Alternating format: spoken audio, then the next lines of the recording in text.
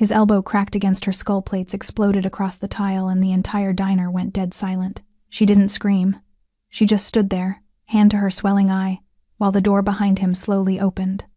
And when Franco Davila stepped inside and saw the blood, Ethan Henry had exactly 60 seconds left as the owner of that restaurant. If this story pulled you in, go ahead and subscribe so you never miss what's ahead. I've got another unforgettable story coming tomorrow. And while you're here, drop a comment and tell me where you're watching from. I love seeing people tuned in from all over the world. Okay, let's get back into it. Riley's Diner had never been the kind of place that asked anything of you. It sat on the corner of Aldwych and Fifth, like it had always been there, and always intended to stay a low, rectangular building with smudged plate glass windows, wood-paneled walls, the color of old caramel, and round pendant lights that cast everything in a warm amber glow that made tired people feel slightly less tired. The laminate tabletops were scuffed at the edges. The chrome chair legs wobbled if you leaned wrong. The coffee had usually been sitting too long, but nobody who came to Riley's came for the coffee. They came because it was the kind of place where a working person could breathe for 45 minutes without the world demanding something in return. Aubrey Hilda moved through the dinner rush the way she always did, quietly, efficiently, without wasted motion. She was a young woman with dark hair pulled back from her face, and the particular kind of stillness that comes not from peace, but from practice. Her black uniform shirt and gray apron were clean despite the hour. Her eyes moved ahead of her hands, always tracking the next table, the next tray, the next thing that needed doing. There was a thin, faded mark near her left eyebrow barely visible under the diner light that most customers never noticed, and none ever asked about. She did not invite questions. That had always suited her fine. The room was full tonight.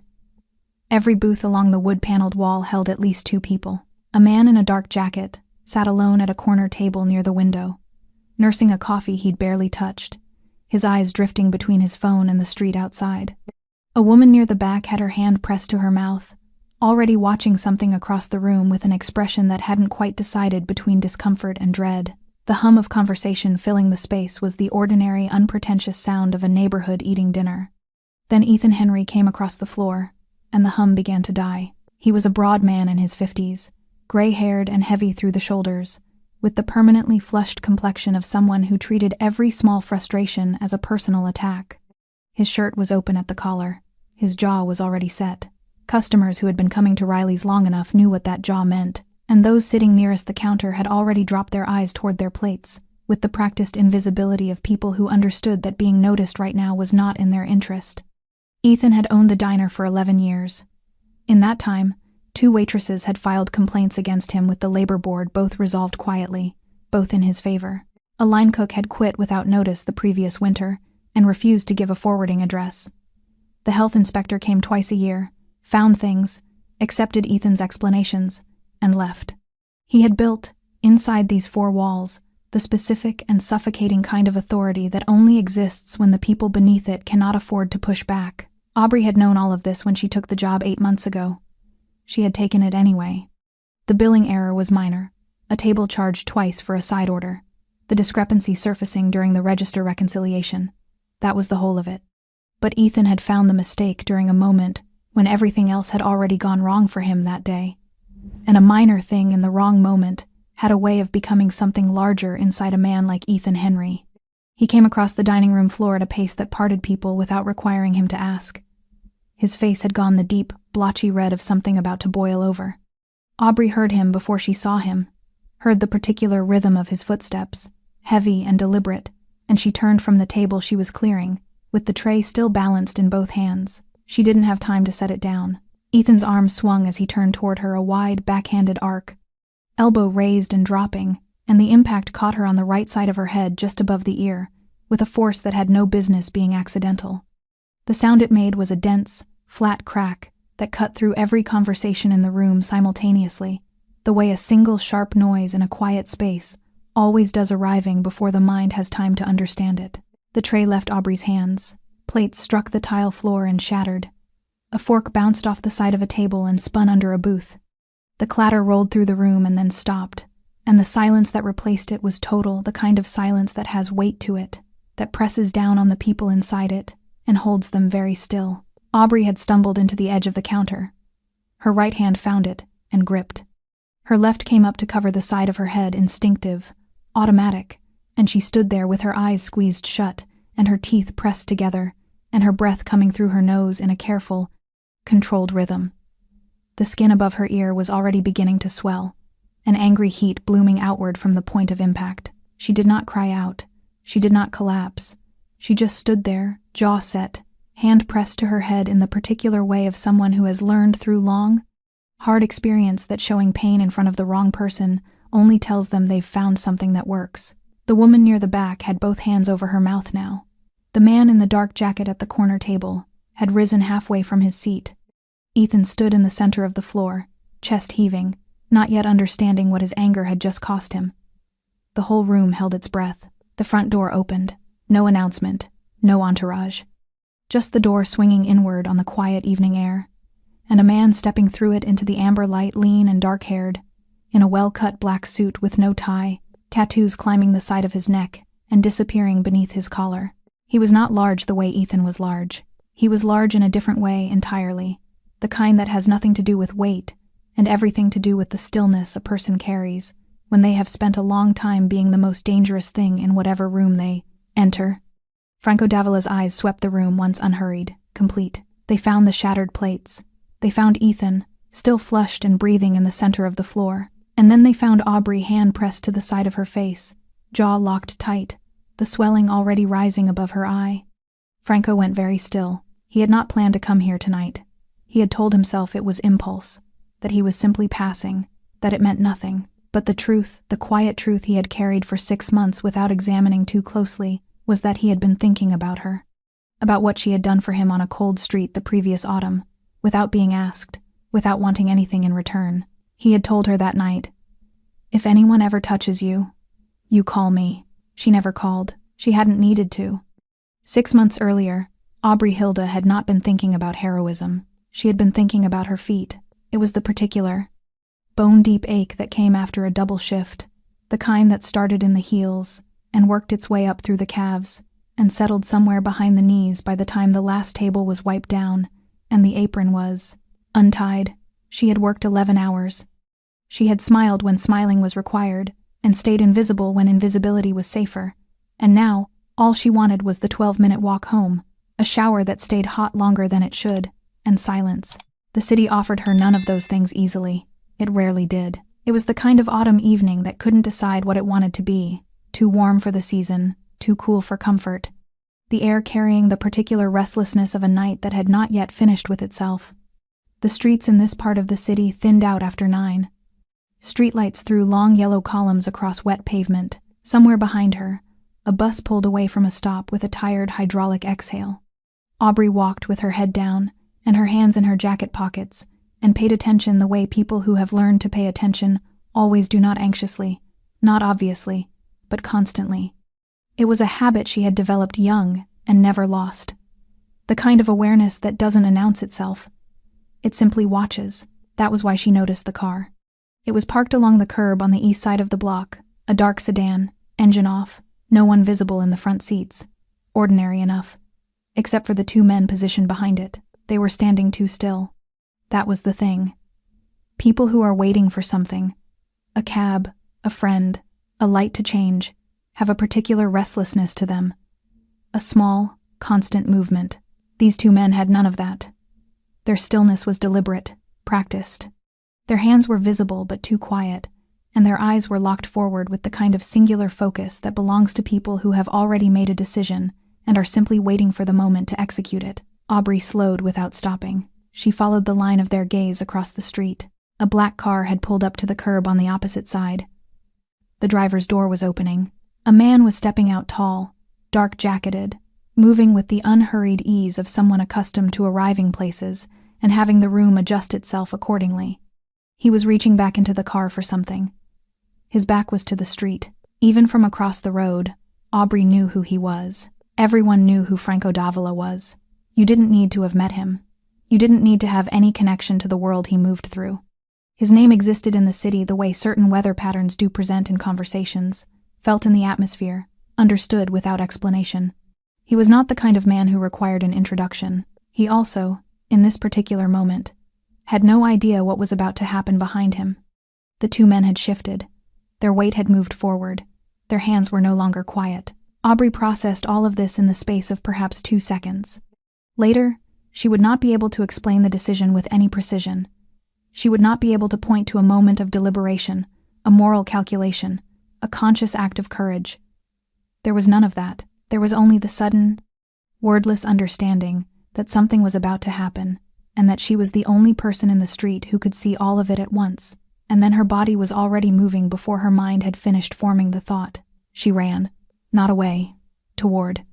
She crossed the street in 7 or 8 strides, and the sound of her footsteps must have registered somewhere in Franco's awareness, because he was beginning to turn when she hit him shoulder into his ribs, her full weight driving forward, and the force of it took them both down hard onto the pavement, just as the gunshots tore through the air above them. 2 shots, then a third. The sound of them was enormous and immediate, and then the street was chaos. A car alarm triggered somewhere down the block. A woman screamed from a window above, and the 2 men were running, moving fast between parked cars and disappearing into the dark between 2 buildings, before the echo had finished bouncing off the facades. Aubrey was on her hands and knees on the wet pavement. Her palms were scraped. Her shoulder ached from the impact. She was breathing in short, sharp pulls, not from fear exactly, but from the physical shock of what her body had just done without asking her permission. Franco Davila was beside her, already rising, controlled, precise, his eyes moving to the street where the men had been, cataloging, processing. There was a cut on his jaw from the pavement. He didn't seem to notice it. He looked at her. For a long moment, he simply looked at her, this young woman in a waitress uniform, with scraped hands, and a wild expression, and absolutely no business being in the middle of any of this. "You're bleeding," he said. "So are you?" she said. His security arrived 90 seconds later. 2 black vehicles, men in dark jackets moving with the organized urgency of people who were furious at themselves. They swept the area. They made calls. They created, in the space of 3 minutes, the kind of controlled perimeter that made it clear this portion of the evening was now being handled by people whose job was handling things. Franco stood apart from it. He was still watching her. He offered her money. She said no. He offered a car to take her home. She accepted that, but only as far as the end of her street. He offered protection, a number to call, people who would make certain she was never inconvenienced by the world he moved through. She listened to all of it, with the particular patience of someone who had already made up their mind. "I don't want that kind of arrangement," she said quietly. "I have a job. I'm fine." He studied her for a moment. Then he nodded slowly, the way a man nods when he has encountered something he didn't expect and is deciding how to hold it. "If anyone ever touches you," he said, "you call me." She looked at him steadily. "I won't need to," she said. She believed it when she said it. She was wrong. Franco Davila had walked into many rooms in his life. Rooms where men twice his age sat behind mahogany desks and tried to read his intentions before he spoke. Rooms where the air was thick with cigarette smoke and unspoken threats, and the particular tension of negotiations that had no good outcome for anyone present. Rooms where people smiled at him with their mouths, while their eyes calculated angles of exit. He had learned, over many years and at considerable cost, how to read a room the way other men read text quickly, completely, without missing the subtext beneath the surface. He read Riley's diner in under 4 seconds. The shattered plates on the tile floor, the frozen customers, forks suspended halfway between table and mouth, the woman near the back with both hands pressed over her lips, the man in the dark jacket at the corner table who had risen from his seat and then thought better of it and slowly sat back down, the amber ceiling lights that had been warm and ordinary 10 minutes ago and now felt like the lighting of a theater stage mid-scene, and Ethan Henry, broad-shouldered, gray-haired, still flushed and breathing audibly in the center of the room, standing over what he had done with the particular posture of a man who had not yet processed that the ground beneath him had shifted. And Aubrey, hand pressed to the side of her head, gray apron slightly askew, the swelling already darkening the skin above her right eye into something that would be ugly by morning. She was standing straight. She had not sat down, had not leaned against anything, had not allowed herself the visible relief of letting her body admit what had just been done to it. Her jaw was set in that way he recognized from a wet pavement 6 months ago, the expression of someone who refuses, on principle, to be seen breaking. Franco crossed the threshold and let the door fall shut behind him. He did not rush. He never rushed. Rushing communicated panic, and panic communicated weakness, and neither of those things had any place in the vocabulary his presence was built from. He walked the way he always walked, with the unhurried, deliberate pace of a man who understands that the room will wait for him, because the room always does. The conversations that had already died did not restart. Ethan recognized him. Franco watched it happen. Watched the color drain from the outer edges of that flushed face. Watched the jaw that had been set with authority slowly lose its certainty. Watched the eyes make the calculation and arrive somewhere between confusion and the very earliest, most unwilling stages of fear. Ethan was not a stupid man. He had simply, until this moment, been operating in a world where his particular brand of power had no natural predator. That world had just ended. Franco did not look at Ethan. Not yet. He walked directly to Aubrey, and he stopped in front of her, and for a moment he simply looked at her the way he had looked at her on that street, with the full, careful attention of a man taking inventory of something that matters. The swelling above her eye was worse up close. There was a small split in the skin at the top of it, just beginning to surface. The hand she had pressed to her face was trembling slightly, not from weakness, he understood, but from the physical effort of holding everything together in a room full of strangers while her body processed pain it hadn't been asked to absorb. Did he do this? Franco asked. His voice was quiet. It always was.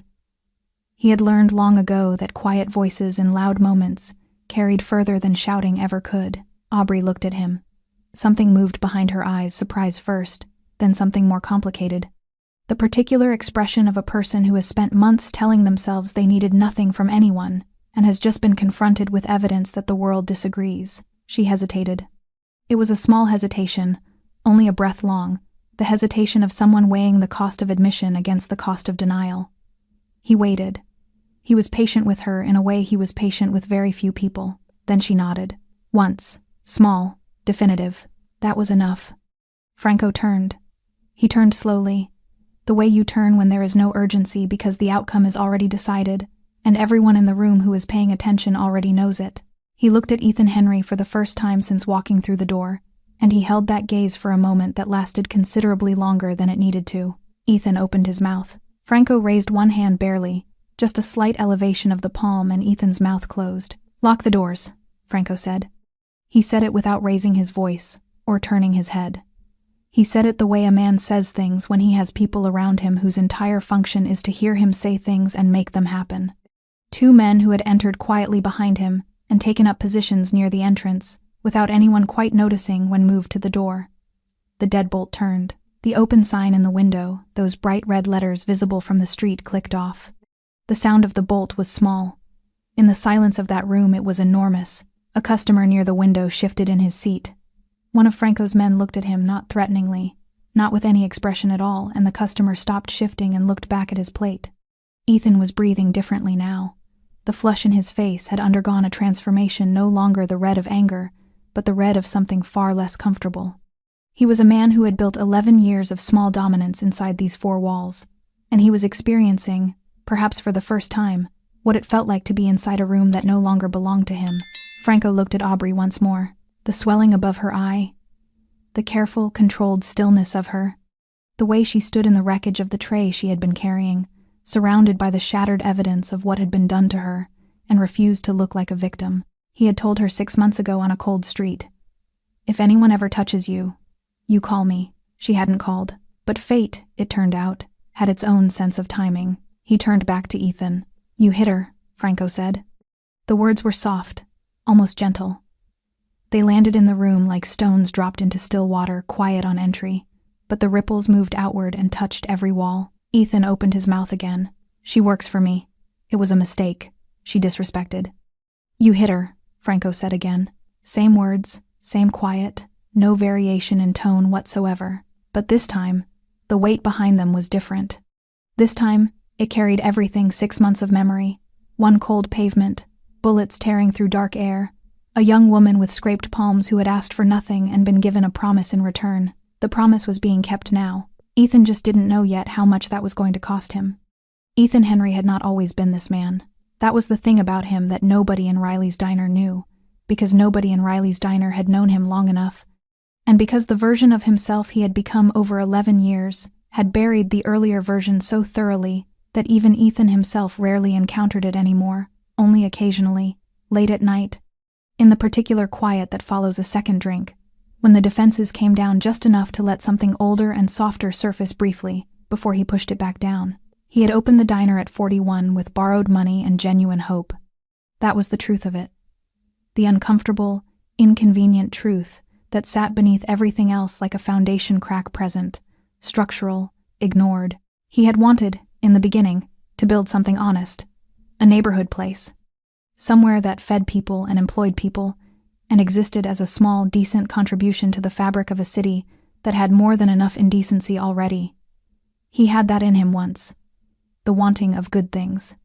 The borrowed money had come from 3 sources: a bank loan at an interest rate that seemed manageable until the first slow season hit, a private investor, a quiet man named Aldrich Bauer, who wore good shoes and asked very few questions, and expected, in return, a monthly arrangement that Ethan had not fully understood the implications of until he was already 18 months in, and the paperwork was long signed.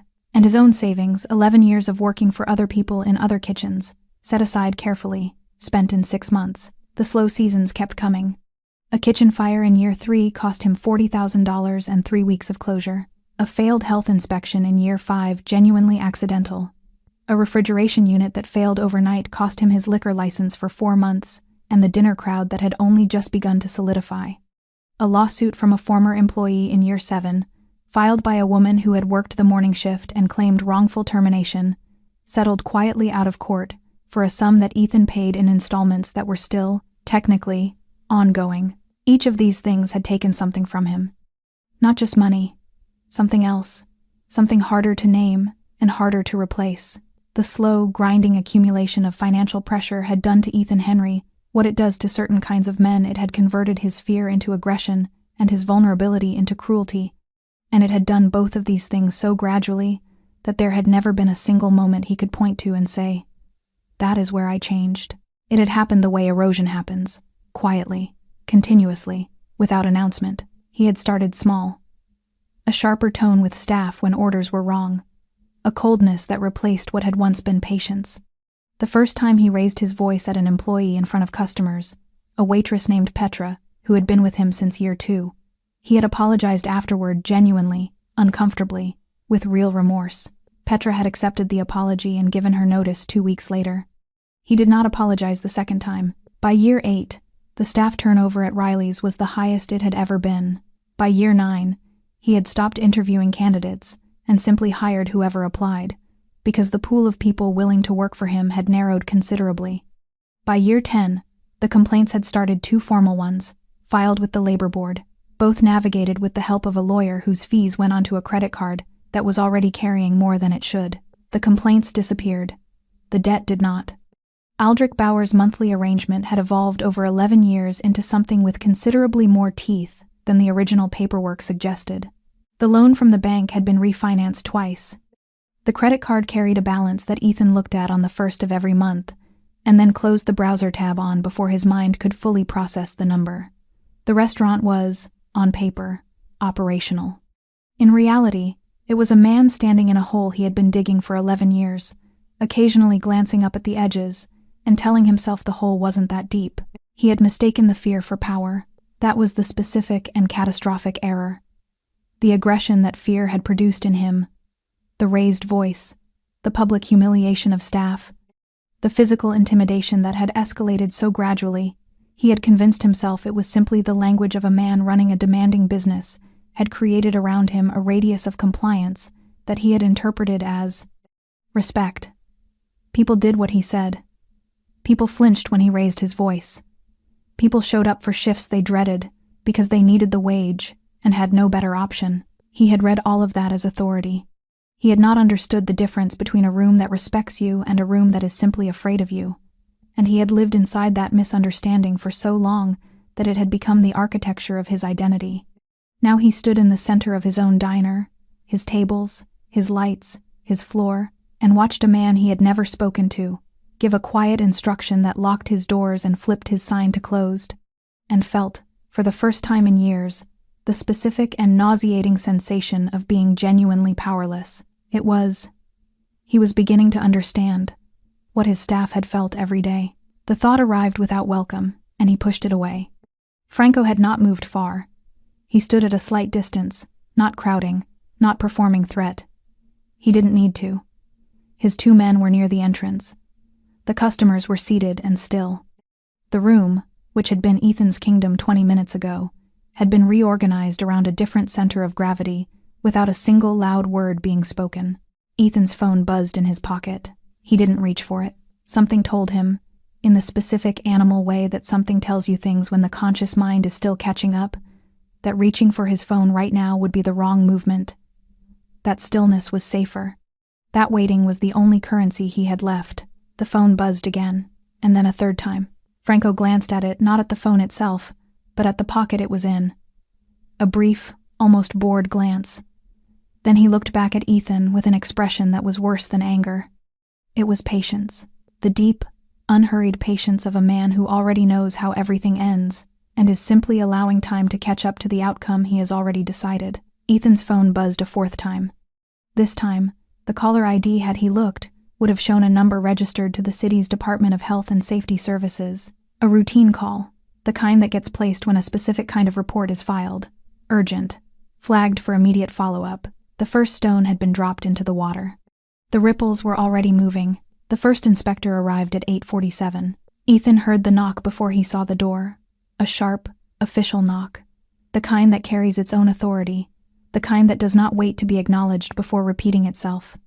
One of Franco's men opened it without looking at Ethan for permission, and a woman in a city-issued jacket stepped inside with a clipboard, and the particular expression of someone who has been doing a job long enough that nothing surprises them anymore. She did not introduce herself immediately. She looked around the room first at the shattered plates, still on the floor, at the customers sitting in a silence that had long stopped being comfortable, at the open sign dark in the window, and she wrote something on her clipboard before she said a word. "Department of Health and Safety," she said finally. "We've received a report. I'll need access to the kitchen." Ethan moved toward her. "This is my establishment. You can't just—" "Sir." She looked at him with the calm, immovable patience of a municipal employee who has been interrupted mid-sentence by restaurant owners many times before and has developed an institutional immunity to it. "I have authorization. The kitchen, please." Ethan looked at Franco. It was involuntary, the look. He hadn't intended it, hadn't decided to do it, but his eyes moved to Franco the way eyes move toward the most powerful thing in a room, when the mind is overwhelmed and looking for something to orient itself against. Franco was standing near the counter, arms loose at his sides, watching the exchange with the expression of a man observing something mildly interesting. A chess match, perhaps, between players of unequal skill. Franco said nothing. He didn't need to. The inspector disappeared into the kitchen. For the next 11 minutes, the only sounds from behind the serving window were the opening and closing of storage units, the scratch of pen on paper, and occasional photographs being taken with a camera phone. Ethan stood in the center of his dining room and listened to each sound the way a man listens to a doctor moving through his home, cataloging everything. He knew what she would find. Not catastrophes. Nothing that would have mattered on an ordinary Tuesday evening, when no one was looking closely. The refrigeration unit in the back corner ran 3 degrees warmer than it should. It had been doing so for 6 weeks, and Ethan had been meaning to call the repair service, had written the number on a post-it that was still stuck to the edge of the register. The dry storage had a moisture issue along the baseboard that had produced a small but documentable patch of something that would photograph badly. The ventilation hood above the grill had not been professionally cleaned in 14 months. The regulation required 12. Small things, each one individually navigable. Each one, on a normal evening, the kind of thing that gets a warning notice and a 30-day compliance window and is forgotten by the following month. But nothing about this evening was normal. His phone rang again while the inspector was still in the kitchen. This time he looked at it. A different number 1 he recognized with a specific, sinking recognition that started somewhere in his chest and moved downward.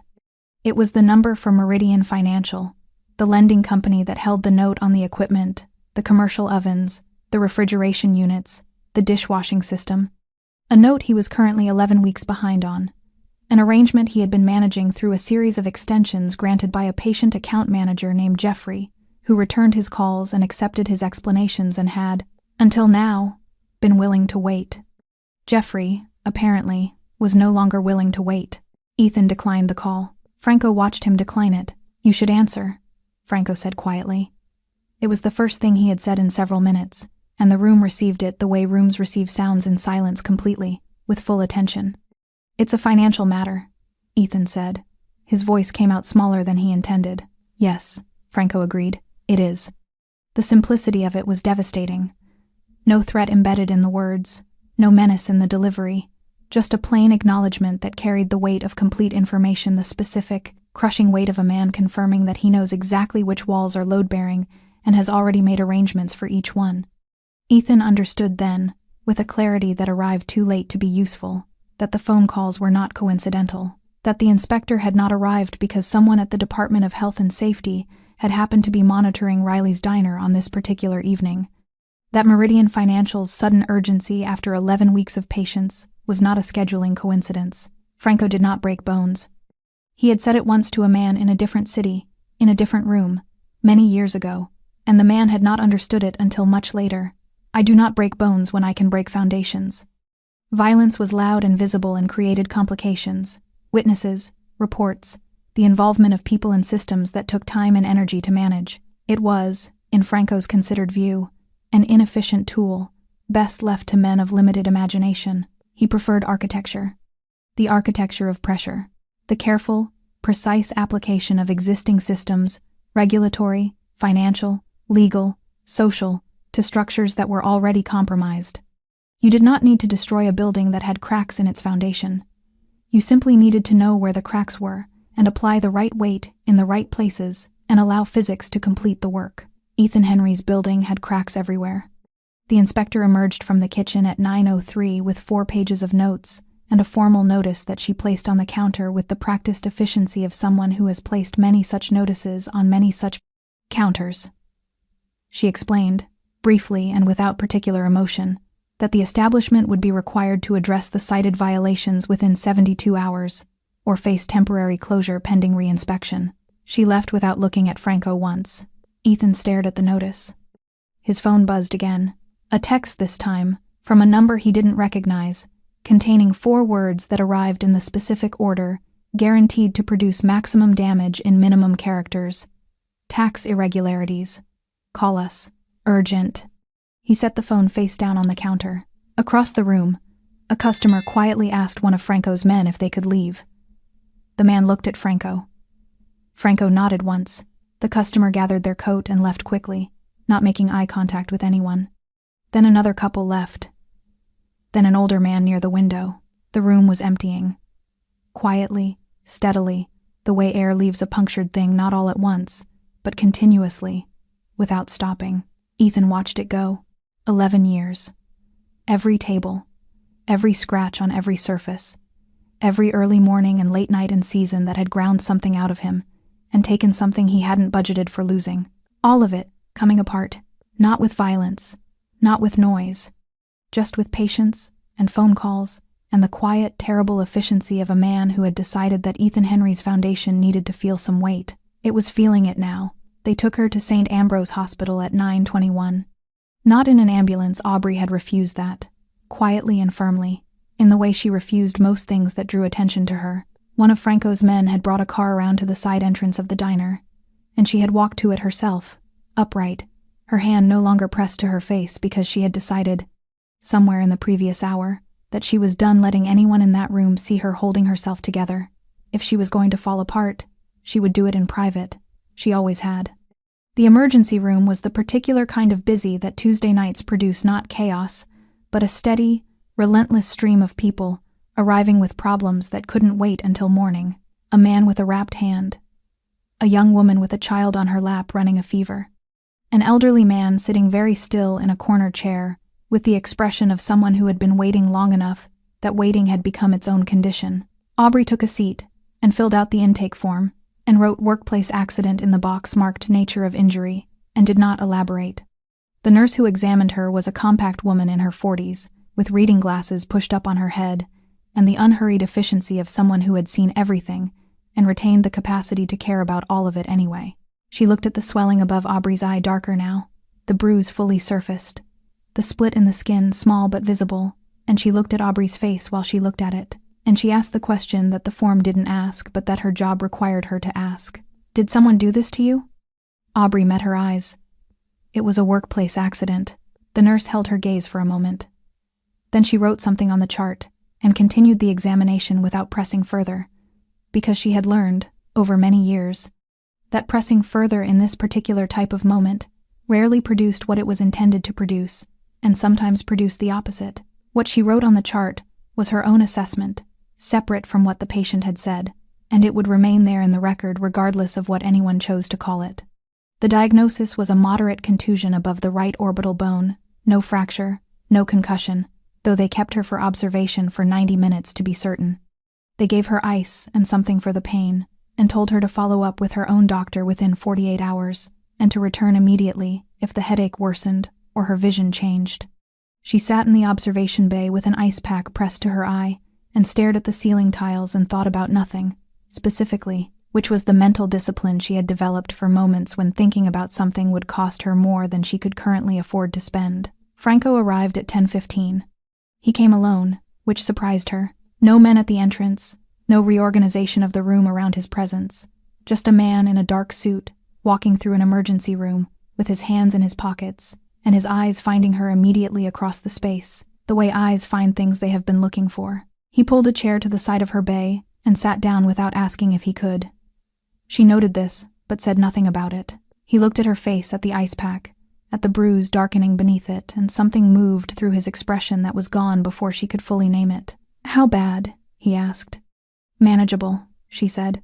"That's not what I asked." She looked at him steadily. "It's the answer I'm giving." A silence settled between them, not uncomfortable, but weighted. The kind of silence that accumulates between two people who have already been through something together and are now navigating the aftermath of a second thing that neither of them planned for. "You didn't have to come," she said. "No," he agreed. "I didn't ask you to." "You didn't ask me to pull your employer's business license either," he said. "That happened regardless." She lowered the ice pack. Her eye was swollen enough now that the lid was heavy, half closed against the bruising. She looked at him with the eye that still opened fully, and her expression carried something he recognized. Not gratitude, not anger exactly, but the complicated interior weather of a person who has strong feelings about self-sufficiency and has just watched it be circumvented by someone else's decision. "I never wanted this," she said. "Any of it. I took the job. I did the work. Whatever happened in there tonight, whatever you're doing to him, I didn't ask for that." "I know you didn't," Franco said. "Then why?" "Because you didn't have to push me out of the way of those bullets either," he said. "And you did it anyway." The words landed in the space between them and stayed there.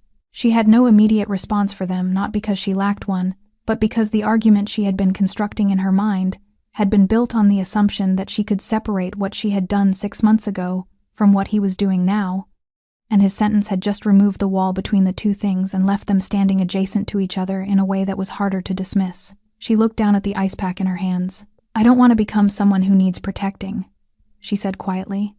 It was the most honest thing she had said all evening, and she said it to the ice pack rather than to him, which was the only way she could say it at all. Franco was quiet for a moment. "There's a difference," he said finally, "between needing protection and being protected. One is a condition. The other is a choice someone else makes because of who you are." She didn't answer, but she didn't argue either, which, for Aubrey Hilda, was its own kind of answer. From somewhere down the corridor, a door opened and voices spilled briefly into the hallway, a doctor speaking quickly, a family asking questions, the ordinary urgent music of a hospital doing its work. Then the door closed and the quiet returned. "The women he hurt before you," Franco said. "They're coming forward." Aubrey looked up. "2 of them," he said. "Possibly 3. Something shifted in her expression, not surprise, but the particular look of a person who suspected something for a long time and has just been handed the confirmation and doesn't quite know yet what to do with the relief of it. She pressed the ice pack back against her eye. "Good," she said softly. It was one word, small and plain, and carrying the full weight of everything she had endured in 8 months of kept silence. Just one word, but it was enough. They met in the shuttered diner at 11 the following morning. Franco had arranged it. Not through negotiation, there was nothing to negotiate. And both men understood this, but through a phone call made by one of his people to Ethan's cell at 7:45, while the city was still deciding what kind of day it intended to be. The message had been brief and specific.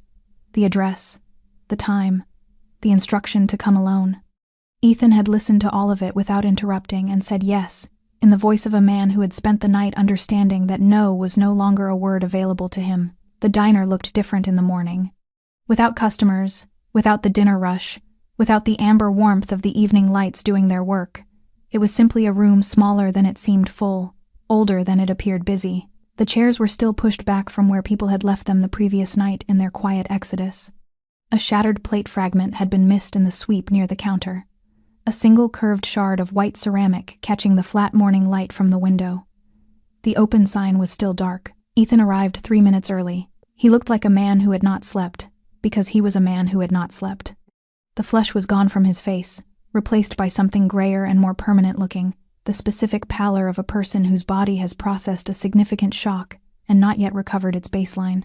He was wearing the same shirt as the night before, collar still open. He had not shaved. His eyes moved around the room when he entered, taking inventory of it, the way you take inventory of something you are already beginning to understand. You are losing. Franco was already there. He was seated at a table near the window, not at the head of it, not positioned for dominance, simply sitting in a chair the way a person sits when they have arrived early and are comfortable with waiting. A coffee cup was in front of him, untouched. He wore a different suit from the night before, dark gray, no tie. The tattoos at his neck were partially visible above his collar. He looked rested in the way that certain people look rested regardless of circumstance, because their interior state is not governed by the events immediately surrounding them. Ethan sat down across from him without being invited to. It was, Franco noted, the last independent gesture he would make in this room. For a moment, neither of them spoke. The morning sounds of the street filtered through the glass, a delivery truck idling, someone's music from a passing car. The city's ordinary, indifferent noise that continued regardless of what happened inside the buildings it surrounded. Franco let the silence run. He was patient with silences. He understood that silence, applied correctly, did more preparatory work than most opening statements. Ethan broke first. "Whatever you think happened last night." "I know what happened last night," Franco said. "I was there." Ethan stopped, recalibrated. He pressed his hands flat on the table, a grounding gesture. Aubrey might have recognized it, the instinct to find something solid when everything else is moving. "I've been running this place for 11 years, Ethan said. 11 years. I've employed people in this neighborhood, fed people, kept the lights on through things that would have finished most operations twice over. That has to count for something." Franco looked at him with an expression that was not unkind, exactly, but was completely without give. "It counts for what it is," he said. "It doesn't offset what you did. It was a moment, one moment. I lost my 3 complaints, Franco said quietly, 2 settlements, 5 former employees who left without references rather than stay. 1 woman who relocated her entire family to a different part of the city because she didn't feel safe remaining in the same neighborhood as you." He paused. "One moment is not what this is, Mr. Henry." Ethan's jaw tightened, then released. The fight that had lived in that jaw for 11 years was losing its conviction in real time, and the losing of it was visible, a slow structural surrender, the face of a man whose defenses have been dismantled so thoroughly that even the instinct to defend is beginning to understand it has no remaining material to work with. "What do you want?" Ethan said. His voice was flat, stripped down. "I want you to understand something first," Franco said. "Before we discuss arrangements, I want you to understand that the woman you struck last night is not a person who came to me for help. She has never asked me for anything. Not 6 months ago when she had every reason to. Not last night when she was sitting in an emergency room with a bruised eye. She is not under my protection because she sought it. She is under my protection because she earned it. There is a difference, and I need you to understand that difference before anything else is said in this room." Ethan looked at him. Something moved through his face. Not remorse, not yet, but the precursor to it. The uncomfortable stirring of a man who has spent years not thinking about the people he has hurt and is being made, with some force, to think about one of them now. "She saved my life," Franco said simply, "and you hit her." The weight of those 2 sentences in that order was considerable. Franco let Ethan carry it for a moment without relief. Then he placed a document on the table. It was a single page, clean, spare, the language precise, a transfer of ownership agreement for the property and business assets of Riley's Diner, signed already on Franco's side. The line for Ethan's signature was at the bottom, next to a figure that represented fair market value for an establishment with outstanding health violations, a suspended equipment note, and an active tax inquiry, which was to say, a figure that was honest but not generous. Option 1, Franco said. You sign this. You take what's offered. You leave the city quietly, and you don't return. Ethan stared at the document. Option 2, Franco continued, his voice carrying no additional weight because it needed none. I step back. I allow the regulatory processes currently active against this establishment to run their natural course. I allow the women who have decided to come forward to do so with whatever support they require. I allow Meridian Financial to pursue the equipment note through standard legal channels. He paused. And I close this place for you, permanently, with nothing left for you to take when it's finished. Ethan's eyes moved from the document to Franco's face and back to the document. Outside, the delivery truck pulled away. The street noise settled back into its ordinary register. A pigeon landed on the windowsill and regarded the room briefly and left. Ethan picked up the pen. His hand was not steady, but it moved.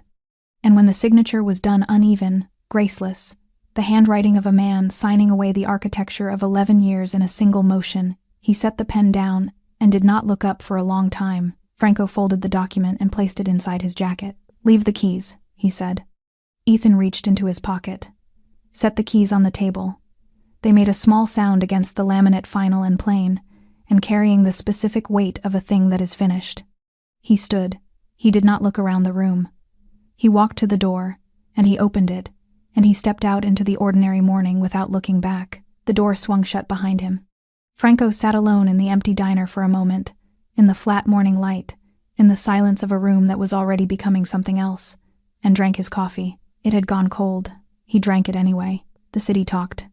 It always did. That was the nature of neighborhoods like this one, tight-grained, long-memoried, the kind of place where news traveled not through screens and notifications but through the older, more reliable infrastructure of people who knew each other's business, because they had been standing close enough to each other for long enough that proximity had become its own form of intimacy. Word moved through Aldwych and Fifth the way weather moves through a corridor quickly, completely, touching everything it passed. By Wednesday morning, every regular who had eaten at Riley's in the past year knew something had happened. By Wednesday afternoon, the shape of what had happened had become clear enough that the specifics were almost secondary. By Wednesday evening, the name Franco Davila had been spoken in connection with the diner enough times that even people who had never set foot inside the place understood the basic architecture of the story. The closed sign stayed dark in the window. People walked past it on their way to work and slowed without fully stopping, the way people slow when they pass the sight of something they weren't present for but feel connected to anyway. A woman who had worked the morning shift at Riley's 3 years ago and left without giving a reason stood on the opposite sidewalk for a long moment, looking at the darkened window, and then walked on without speaking to anyone. The man in the dark jacket, the one who had been sitting at the corner table during the incident, who had risen halfway from his seat when Ethan's elbow connected, and then sat back down, told the story to 4 people over the course of 2 days. He told it accurately, which was unusual for stories of this kind, because he had been close enough to see everything clearly, and was the sort of person whose memory for detail was better than his discretion about sharing it. By the time his version reached the 6th person, it had accumulated 2 additional details that he had not included, and lost one that he had. This was also usual. What remained consistent across every version, across every telling, across every kitchen table and corner store and bus stop where the story landed, was the central image, a young waitress with a bruised eye, standing in the wreckage of what she'd been carrying, not crying, not collapsing, holding herself together in a room full of strangers, while something shifted around her that she hadn't asked for and couldn't have stopped. That image traveled. It had the quality that certain images have, simple, visual, morally unambiguous, that makes them resistant to distortion. People received it and held it, and passed it on without needing to alter it, because it was already complete. What also traveled, more slowly and through different channels, was the other part of the story, the part about the ambush, the cold street. The girl who had shoved a dangerous man out of the path of gunfire on an autumn evening and walked away without wanting anything for it. This part of the story came from different sources. People who were adjacent to Franco's world, who knew pieces of things without knowing all of it, who assembled the connection between that night and this one, and understood what it meant about the kind of man Franco Davila was and the kind of debt he carried. The neighborhood adjusted its understanding of both of them accordingly. Aubrey came home from the hospital on Wednesday morning to the apartment she rented on the 4th floor of a building 2 blocks from the diner. It was a small apartment, 1 bedroom, a kitchen that was also part of the living room, a window that looked out onto a fire escape, and beyond that, a narrow slice of street. She had furnished it carefully and minimally, the way people furnish spaces when they are not certain how long they will stay, but want to feel, while they are there, that they belong somewhere. She made tea. She sat at the small table by the window. She held the mug with both hands and looked at the fire escape and the slice of street beyond it, and allowed herself, in the privacy of her own space, to feel the full weight of the previous evening in a way she had not permitted herself to feel it while anyone was watching. It was considerable. Not the physical pain, though that was present. The bruising had darkened overnight into something vivid and uncomfortable, and the area above her eye was still tender enough that certain expressions cost her. It was the other thing. The accumulated weight of 8 months of endurance, of kept silence, of showing up every shift and absorbing what Ethan's diner required her to absorb because she needed the work, and had decided that needing the work was not the same as being defeated by what the work demanded. She had told herself that for 8 months. She sat with the mug getting cooler in her hands and looked at the fire escape and thought about the 2 women Franco had mentioned, the ones who were coming forward. She did not know their names. She did not know what Ethan had done to them specifically, though she could construct reasonable approximations based on what she had experienced herself. She thought about them choosing, now, to come forward, what that decision had cost them, what had made it possible, what it meant that it was happening at all. She thought about whether her own silence over 8 months had made things easier for Ethan. That thought was the most expensive one, and she did not stay with it long. But she stayed with it long enough to be honest about it, because she was, fundamentally, a person who required honesty from herself even when it was uncomfortable. Especially then. Her phone had 17 unread messages. Most were from coworkers, the other waitstaff, the kitchen workers, people who had heard versions of the story and wanted confirmation or wanted to express something and didn't quite know the right words for it. One was from a woman named Dora who had worked the evening shift with Aubrey for 4 months before leaving abruptly in the winter. The message from Dora was 3 sentences long. It said, "I heard what happened. I should have said something when I was there. I'm sorry I didn't." Aubrey read it twice. Then she set the phone down and looked at the fire escape again, and felt something release in her chest that she hadn't fully known was held. Not forgiveness, exactly not yet, and not for Dora to grant or withhold anyway, but something adjacent to it. The recognition that she had not been alone in her silence, that other people had made the same calculation she had made, for the same reasons, with the same weight of consequence behind it, and had arrived at the same insufficient answer. That did not fix anything, but it changed the shape of it. By Thursday, 3 former employees of Riley's Diner had submitted formal statements to the labor board. The statements were detailed and consistent in the ways that matter, independent accounts that converged on the same patterns of behavior, the same climate of intimidation, the same specific kind of fear that Ethan had cultivated over 11 years and called something else. The board opened a formal investigation. The news reached the neighborhood through the usual channels and added another layer to the story that was already accumulating. People who had been uncertain about what to make of Franco Davila's involvement, the discomfort of a powerful man inserting himself into a situation that the law should have handled, the question of what it meant that justice had arrived wearing a dark suit and no tie, rather than a badge, found the uncertainty shifting. Not resolving cleanly, because these things rarely did, but shifting. Aubrey's name was in none of the formal statements.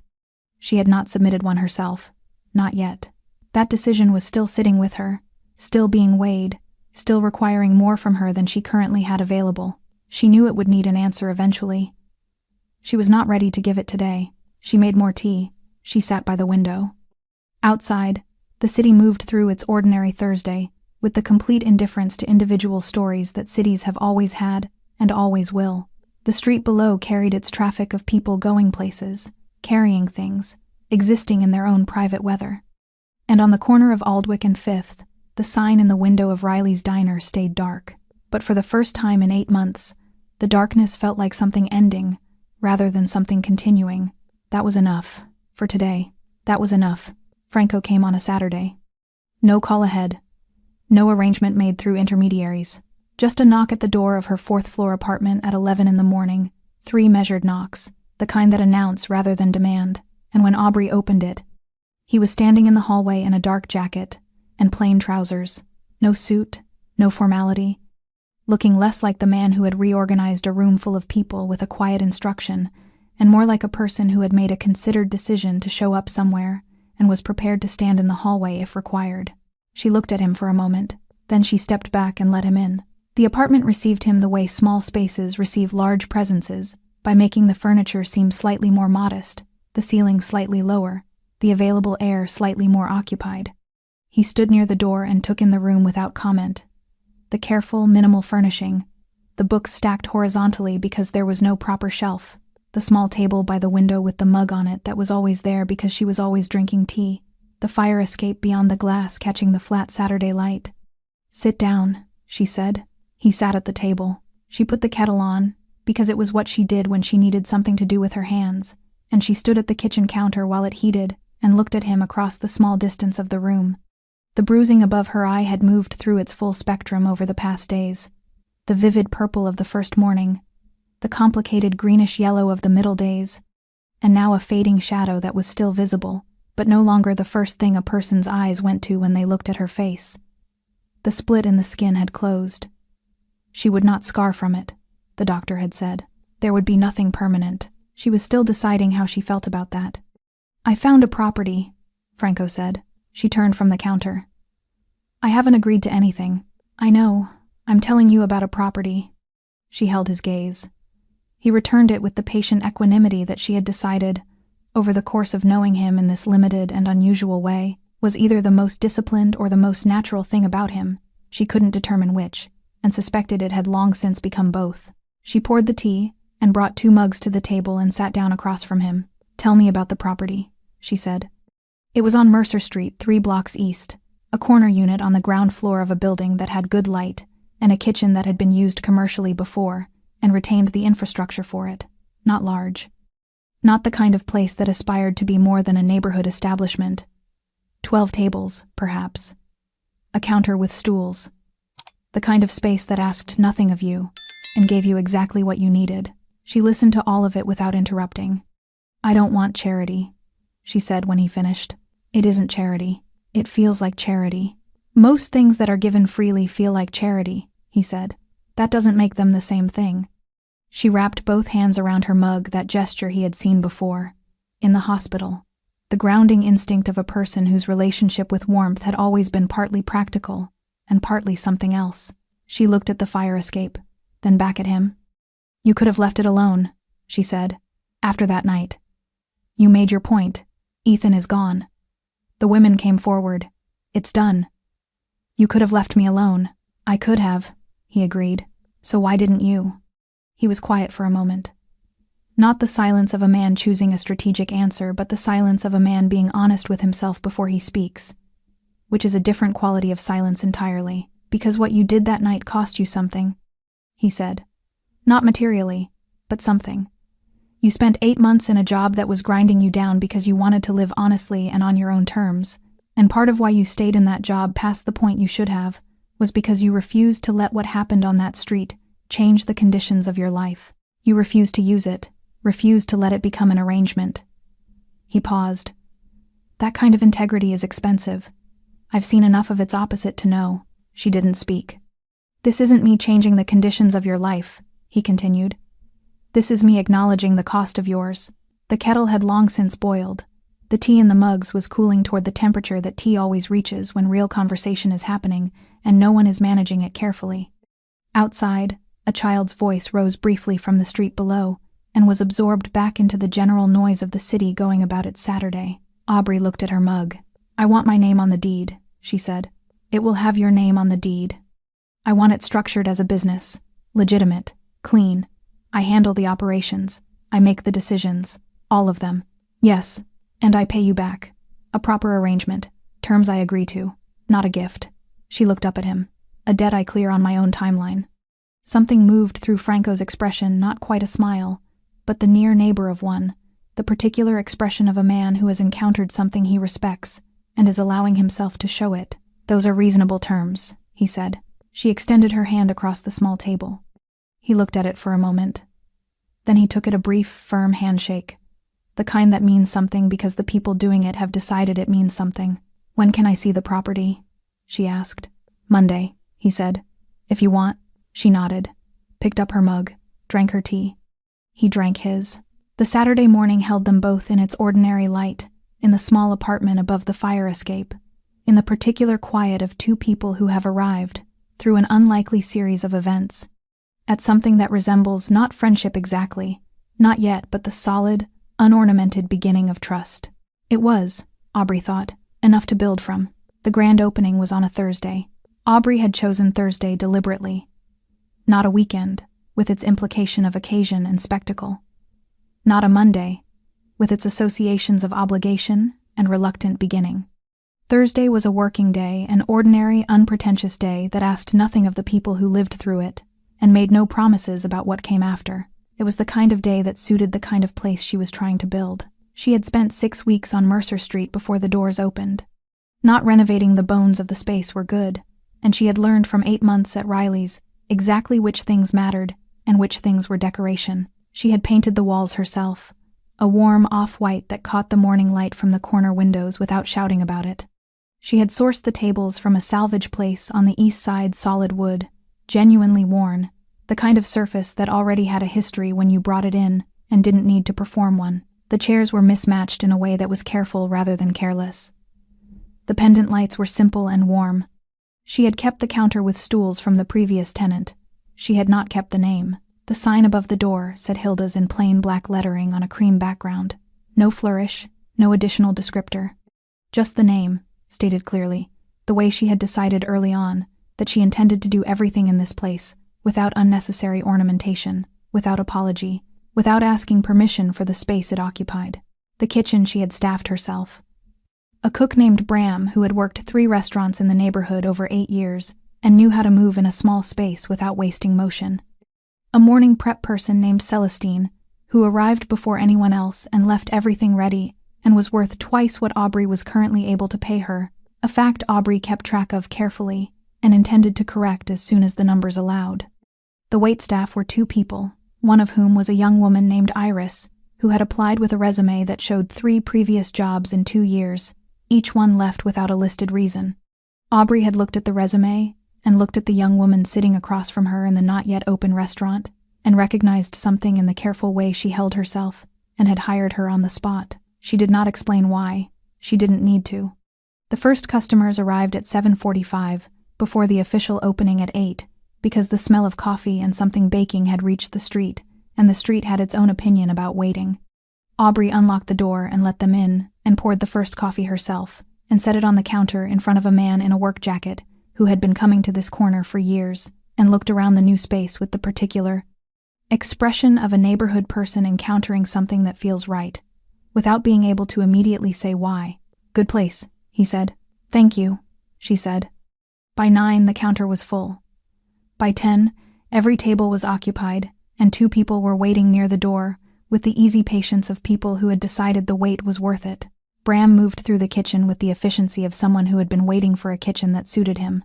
Iris moved through the tables with a fluency that surprised even herself, the particular ease of a person who has finally been given a room that doesn't require her to make herself smaller to fit inside it. The morning had a quality to it that Aubrey noticed but did not comment on.